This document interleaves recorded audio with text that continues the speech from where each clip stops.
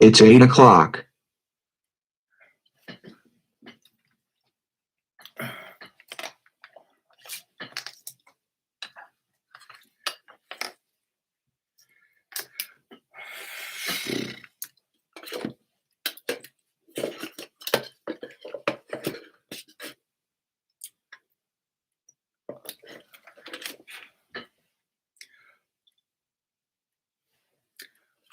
Hello, everyone.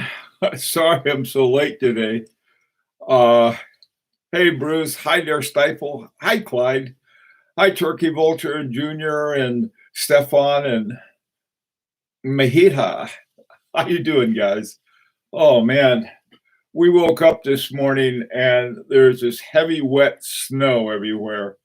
So, hello, Mr. Gumby. Oh, well, so I got off late. Well, you weren't Archie late. Well, actually, I actually started on time. I just didn't have my announcement set up like I usually do.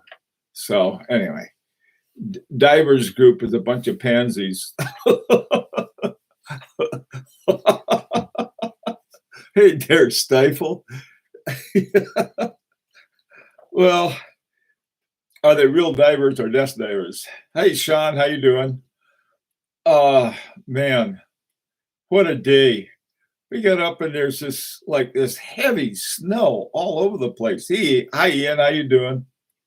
And I sort of got discombobulated. Oh, well, I heard back from Rolf today, and things are complicated in a way. The movements themselves would be, I think, if I read it right, was about $5,000 a piece, which was way more than we were planning on. I think I read it right, or it may have been 5 for 5,000. I'm not sure. It was one of the two. I'll have to figure out. And but I think that we had taken a look at the cases, and the cases were about, I don't know. We don't know how we knew that with a 37 millimeter movement, we couldn't put it in a 45 millimeter case. So that's something else that'll have to sort of work out. Hey, Mark J, how you doing, man? So anyway, so this is pretty much where we are right now.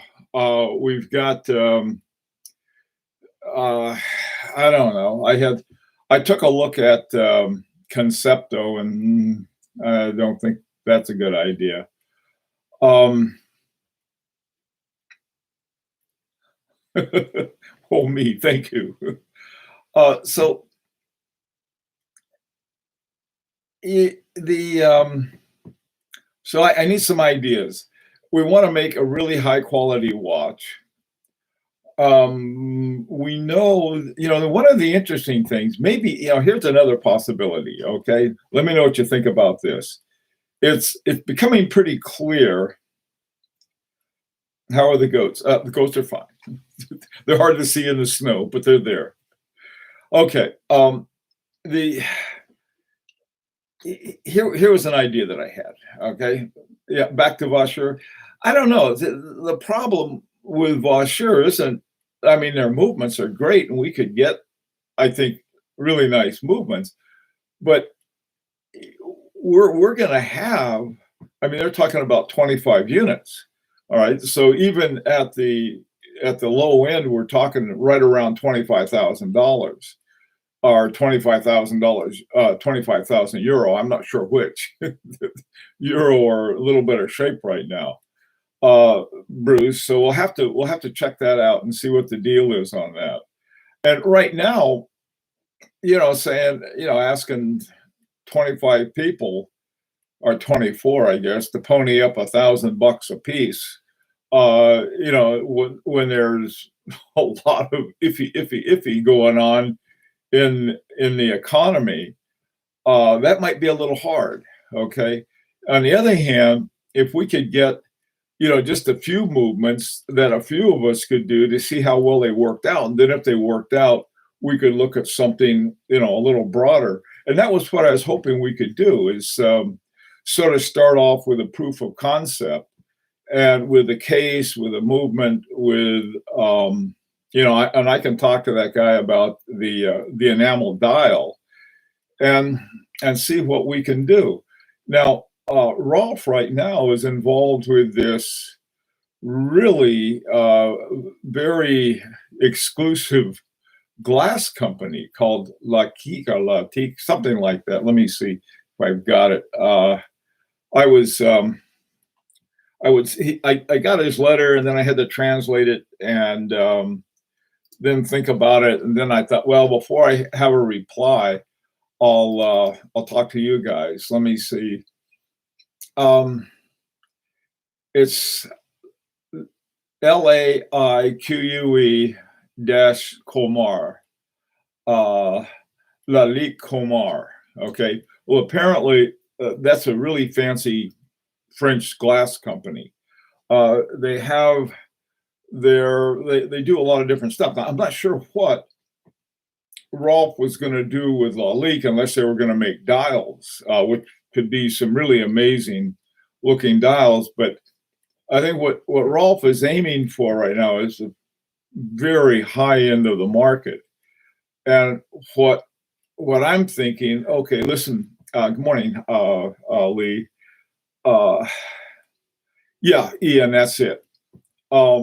The at the high end is sort of like not necessarily where I want to be. Okay,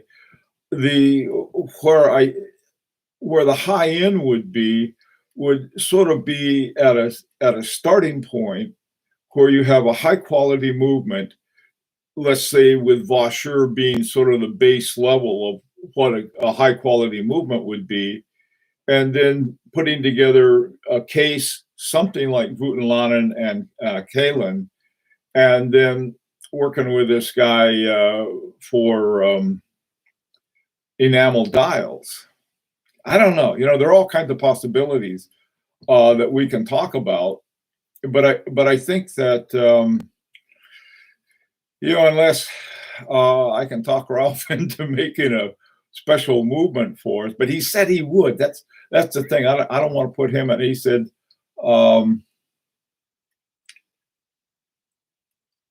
okay, the gold. Yeah, and he wants to do it in gold.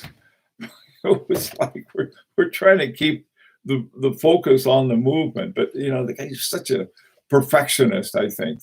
Anyway, okay, so let's hear some ideas that you guys have. I mean, where can we go? What can we try? What can we do? That might be say, hey, we get our mitts on one of these things. By the way, speaking of having my mitts on something, this is another idea that I had. This is a H. Moser Endeavor center seconds. Hey, and ask something. What about a chronometer grade ETA or Salida? No, Bruce, this would be out of that range. I mean, it's not a bad idea, but that's been done so much that it would be, I want to go to the upper level.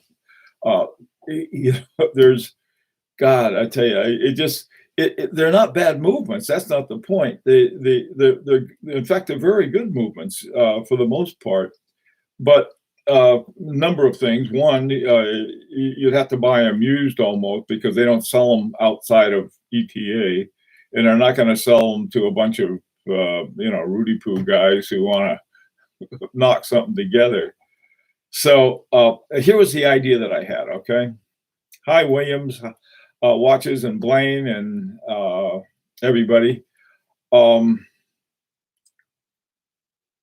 Yeah, Mark, that came out. It was about $5,000 a piece for the movement. I think that's what it was. I'll have to see. I had to interpret it. I had to translate it from the German. And $5,000 a piece for a movement, for a handmade movement, probably isn't that bad, really. But the thing is, if they're the same ones that we've been looking at, uh, then we're sort of we'd have a pretty big movement. So let me see some more with that. Okay, here's the other idea. Um, hey, Williams watches. What about your friend who had movements? Oh yeah, the guy with the um, Fuzi and chain. I contacted him, and he's not around. He may have closed up shop for the duration. He's just up. He's up north, about an hour from here, and that is, that would be another option. Those are probably going to be pretty thick, though, so I'll have to follow that up. But here's another idea. Okay, do I want a free sprung balance or curve regulator? Either one would be okay as long as they're done well. Okay, now you want to hear this idea that I have? All right. Okay, now Clyde and I and a few other people have these Mosers that are really sort of like the first part or the first generation of the Moser, the good Moser movements. They sort of went through a number of things, and then they said, okay, we're going to go with high-end hand-wound movements. Okay, just what I like. And we're going to do it at 2.5 hertz, which is I like even better. So they had everything I like, plus the high quality, but they cost a lot, and people didn't like them for one reason or another. So they've shifted. Okay, now when there's a shift like that, maybe this is what I was thinking. Maybe what we could do is saying, hey, look, what if they'd like to sell some of their old movements that they're not planning on producing watches with those anymore? Um, I don't know. What do you think? Just as an inquiry, because there was a really good, I think it was in SJX or whatever the name of that. Man, why don't they have simple names for stupid magazines? I think it's SJX or one of those, some stupid name like that. But they had a really great interview with Milan. Okay, so what he said, and I really think it's true. Hi, Jeffrey. Hi, Tom. I really think this is true. He said that after this thing's over, there's going to be a big change. And the big change is going to look like this. They're going online. He said more and more of this is going online. Now, we've been talking about this. I mean, this is nothing that we don't know about. But, to hear from him, and he's a guy, you got to understand this guy's family, Edouard Milan's family is like, they got watches in their bloodstream. That's a real old Swiss family and when they took over H. Moser, that's when it really, really got good. Want to mention Dornbirth Quintus Central Seconds diameter 34/7, totally in-house. Alexander, let me say this about Dornbluth. Maybe, okay, there was so much of their stuff that was so close to ETA. That was my hesitation on it. Okay. I like them. I like Dornbluth. I like Dornbluth Sun. I like the story of how everything got started with them. But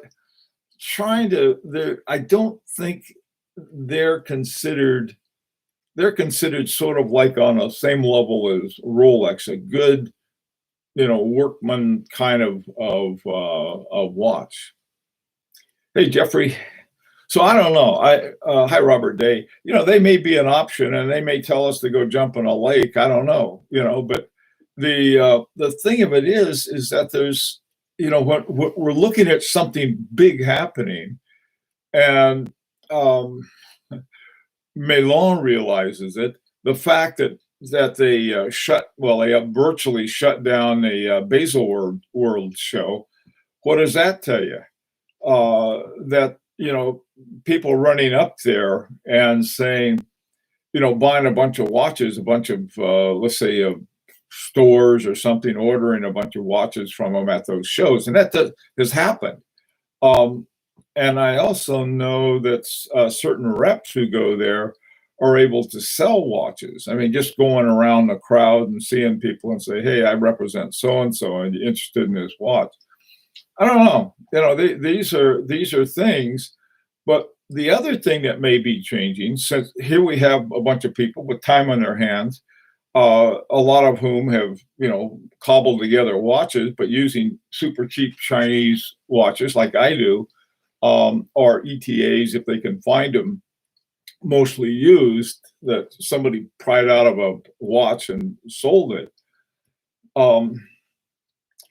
That to me, it looks like a huge opportunity to do two things: either one, get rid of old stock, and two, sort of like, hey, here are people we can directly market to, but we don't have to get into a fight with our distributors and so on and so forth, because we're going right from the manufacturer to the customer.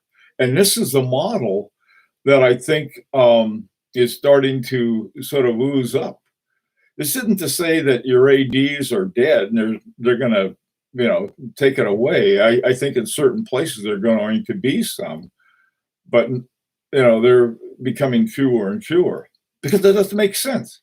I my God, I have no idea what the nut is on a shop on Fifth Avenue in New York, but we're talking probably $10,000-15,000 a month that these guys are paying just to keep the doors open, and not to mention paying all of the people working there and their commissions and all of this other stuff that goes on. On the other hand, with a direct from the manufacturer to someone who wants a watch, really some interesting possibilities going on. I like to jump in a lake. I just don't like doing it on a snowy day.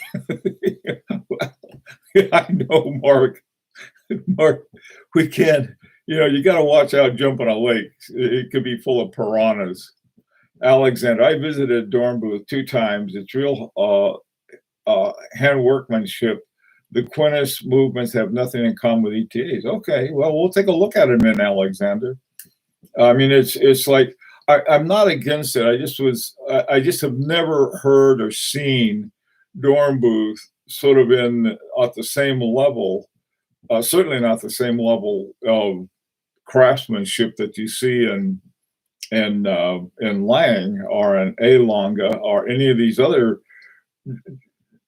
German watchmakers from the eastern part of Germany, from Glashütte, from Dresden, and so forth. But I have heard nothing bad from them. About them in terms of their prices are good, the quality of their stuff is good, but it's never considered to be super good. But maybe I'm wrong. Okay. All right. Hey, Bruce, how you doing? Hey, Bruce, we got snow up here. I know on the shore you guys didn't, but we got a big snow here. Hey, Seven Assen? Hey, Joma.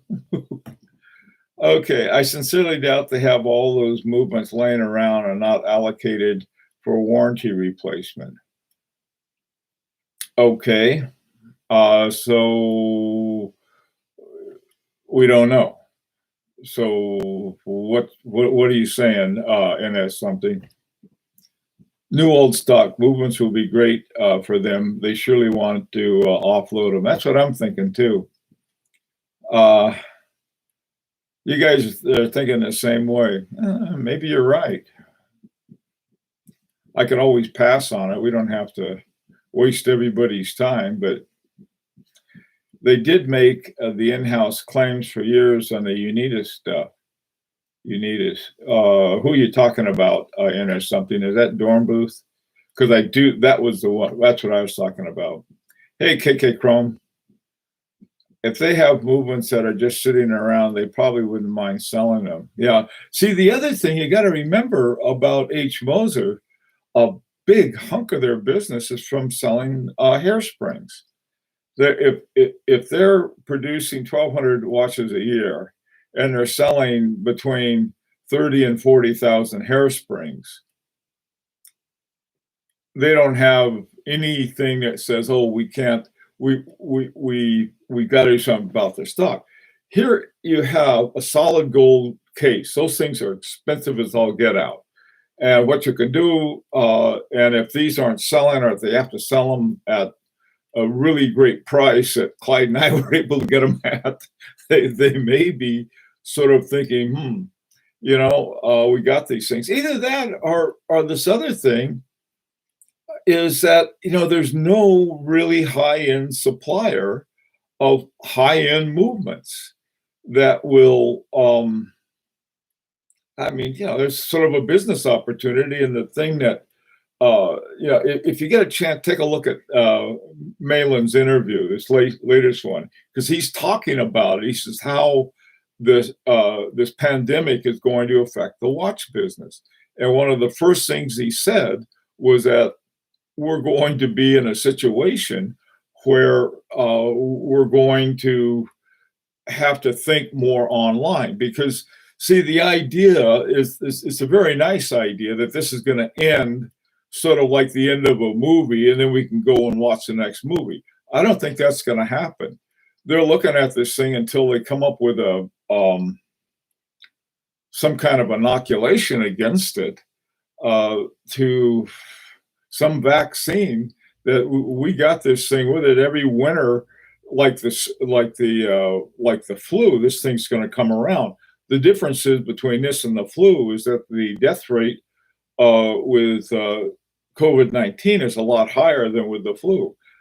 So anyway, it's just, but see, the thing is that it's during this period where people saying, what are some ideas? And if we can come up with some and offer them, why not give it a try? Going back, well, listen, we're going to go back to business as usual. Fine, but look what's going to happen to you. I mean, if you've got a good online business going, who's the only company hiring right now is Amazon, and Amazon is trying to hire thousands of people. I mean, this is a real twist. I mean, somebody loses their job working down at Starbucks because the place closed down. They can get a job schlepping packages at Amazon. I don't know. Moser are smart. They would have used the movement before retiring them. Their production is small. You know that in something. Okay. You guarantee that. You don't know that saying, look, here you have all of this tooling, you have all of this other stuff. Why don't you knock out some that people like us are going to buy in the same way that you make all of these extra hairsprings? It's sort of like, I think at a time when a lot of ideas and thinking is changing, why not? Hopefully the Moser improvements would be cheaper than Lang. Yeah, Robert, that's exactly, this is what I had in mind. I'm going to write back to Rolf and basically say, look, Rolf, this is what we need. And I realize that you've got this thing going with Lalique, and you have all of it. You're going to make these super fancy watches, which is like, DNA to him. I mean, the idea of making anything less so. I mean, here I asked him about doing the Canaletto Black, and he said, "Well, wouldn't you really rather have one in gold?" It's like, that's just the way he is. I mean, he's looking at this super high quality, and sort of what I was trying to consider is super high quality without the flourishes, I'll put it that way, that we might be able to, and it might be practical and sensible for him or somebody else to do that. But, if we say, well, something else is going to happen, if we come up with every idea not to do it, we won't even try. Yeah, I know, and that's something. Yeah, the 343 right here. They're very expensive to manufacture. The double hairspring was very expensive to manufacture, and so I don't know. You're right about that, but who knows? If you know that, uh, then that's great. But neither one of us do. That's why I was thinking, this is I somewhere I got his card. He gave me his card. I gotta find it now. Um, hey, Franken said, I think Eterna is selling movements to others. Yeah, Eterna is too, but see, like ETA and some of the other ones, I think Eterna may be a little better than that. But I was thinking, like, wouldn't it be cool to have a movement in a watch, a movement for a watch that we couldn't otherwise afford?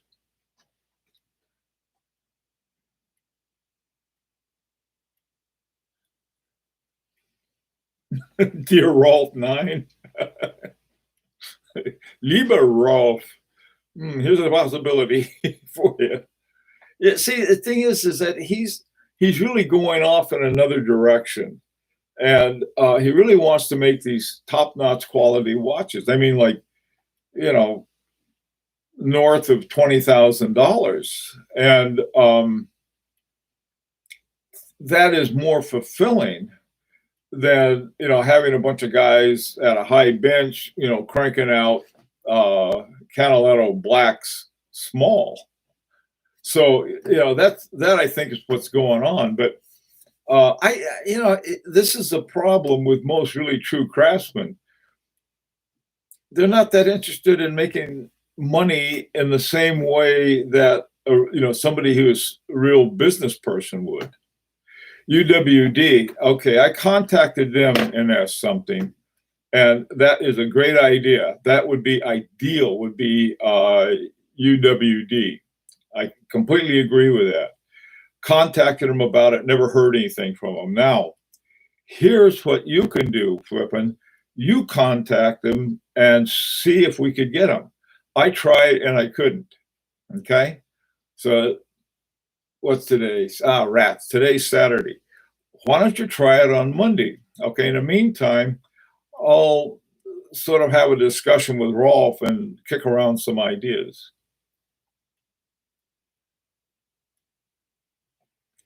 The Lehman movements are ET based.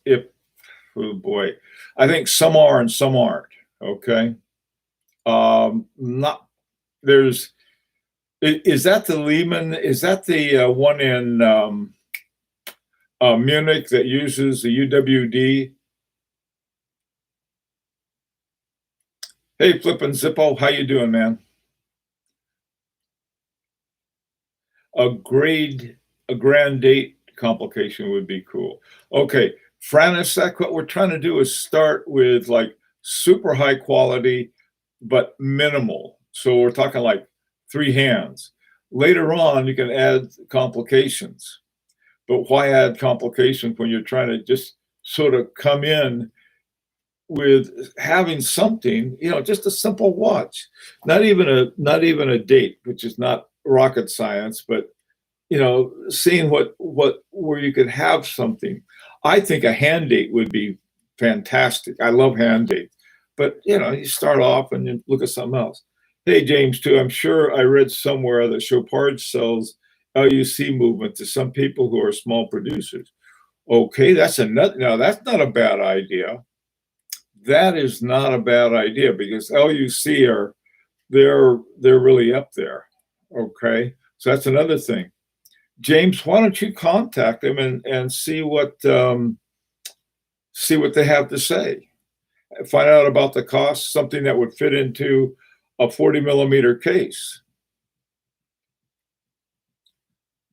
Offer to pay them in Perel.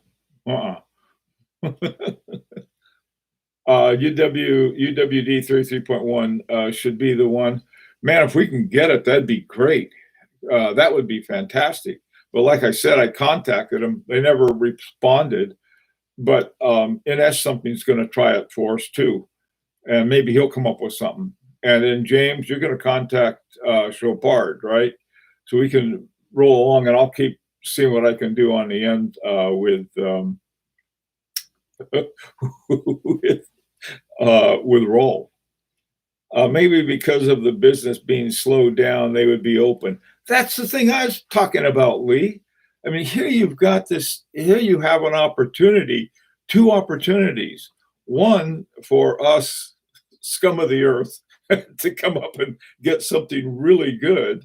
And it's also an opportunity for them to look at a possible option for a new audience. You know, this is what gets me is that back in 2000, Jeff Bezos saw that as clear as day and nobody else did. You know, and he cleaned the floor with them. It used to be back in the old days of your major publishers would go to Barnes and Noble and they'd say, how many of this book can we sell you? And Barnes and Noble would say, oh, we'll take X amount of those books. They would then print exactly that number and sell them to Barnes and Noble. So when Amazon came along, they ignored it. And so this is the kind of thing I think that we got to start thinking. I wonder if. And again, take a look at that article by Edward Milan. Look at that thing, because that's exactly what he's saying. He's saying now, hey, things sort of got turned upside down. And so some of these other companies coming back and saying, okay, now it's back to business as usual, they find themselves behind the eight ball. That's possible. I'm not saying it's going to happen. LUC movements have Hall of Geneva stamp on them. Boy, that would be great. I know the ones made in Geneva do, but doesn't Chopard have? They've got shops in other cantons other than Geneva, but the ones made in Geneva, in the Geneva canton, can get the what's it called? Poinçon de Genève, something like that. What's up, Tim? They ignored you. Hey, Flippin'. I've been ignored by some of the best, Flippin'. I want you to know that. If they ignore me, oh, that's nothing. I've been ignored by people bigger and more important than you. I can email UWD. How many would we be ordering? Well, this is what we need to find out in S something. We can't tell. I mean, a bunch of us would say, yeah, hey, that's a great idea. But we need to know what the unit cost would be. We need to know what their number would be. And we have some information that we can't give them. So maybe what we should start with is to find out exactly how many that they would sell as the base of it. Why don't you give them a number? Say that we can go as low as 5, okay, or as high as 5, but we'll say that. See if they can do that. Does that make sense? Okay. Keep in mind that Amazon did not turn a profit until their 14th year. That's true, KK Home. That's very true. And they had but look at the profit they turned. My God, the guy went from one thing to another. Yeah, it did take him a long time, but see, that's the kind of thinking that made him a trillionaire. All right, he got Bill Gates got super lucky when he bought Quick and Dirty DOS, and then IBM said, "Well, you can sell an OS to anyone you want." Boom. That was what made Bill Gates. Okay, they can't stay closed forever. You bet. Now is the time when they're looking for ideas, I would think. I mean, if I had that kind of business and a bunch of guys wrote me and said, hey, here we are, we've been stuck at home and we can't get out to buy watches. We're tired of making them out of cheap Chinese and Swiss movements. We want something really good. But on the other hand, we never could afford these really high prices. So why not sort of set up a market that you could sell one part, namely the movement, and go from there. Some Chopards are quality Fleurier. I think you're right. Yeah, it's really funny. If they're in Fleurier, then they can get the quality Fleurier. If they're in Geneva, they can get the Geneva hallmark. So yeah, they those LUC movements are really good. Hey Fahrenheit, how you doing? I'll ask, but it will have to be a serious sounding inquiry. In other words, saying, "Hey, dudes, you want to do this?" You got to say, "Hey, dudes, you want to do this?" we got to sound serious. Now, the thing of it is, I think it has something. It's also got to look like an opportunity for them. I mean, if this is, it's like this is why I suggested number five. Okay, I think five of us could get them if the price were right. At least five. I think we could probably get more, but five, I think we could almost guarantee.